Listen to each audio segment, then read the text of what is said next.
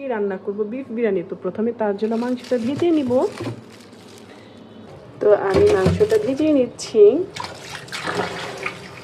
এই তো আমি সব কিছু রেডি করে নিয়েছি। আমার তেলটা গরম হয়ে গেছে, পেঁয়াজ কুচি দিয়ে নিচ্ছি। পেঁয়াজটা ভালো করে ভেজে নিব। আমার পেঁয়াজটা ভাজা হয়ে গেছে, এখন মাংস দিয়ে নিব।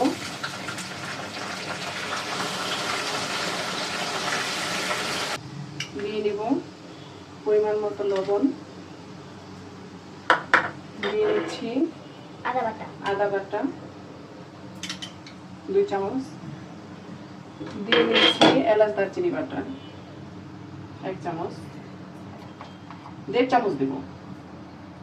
এখন দিয়ে নেব জিরার গুঁড়া 1 চামচ, আর দেব 1/2 চামচ। এখন ভালো করে নিয়ে নেব।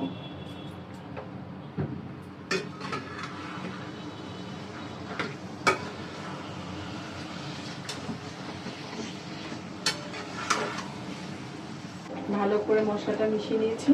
এখন ঢাকনা দিয়ে কিছুক্ষণের জন্য ঢেকে দেব। আমার মাংসটা অনেকটা হয়ে এসেছে। এখন দিয়ে দিব লিকুইড দুধ, আর এক্সট্রা কোনো পানি দিব না। লিকুইড দুধ দিয়ে আমি মাংসটা কষিয়ে নেব। আর এখন দিয়ে নেব এই যে বিরিয়ানির মশলাটা।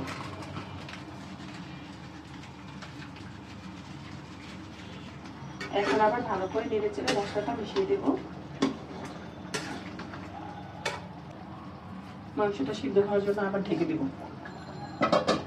মাংসটা আমার অনেকটা সিদ্ধ হয়ে এসেছে। এখন আমি আলু দিয়ে দেব, কারণ আলু আমার মেয়ে খুব খেতে পছন্দ করে বিরিয়ানির সাথে।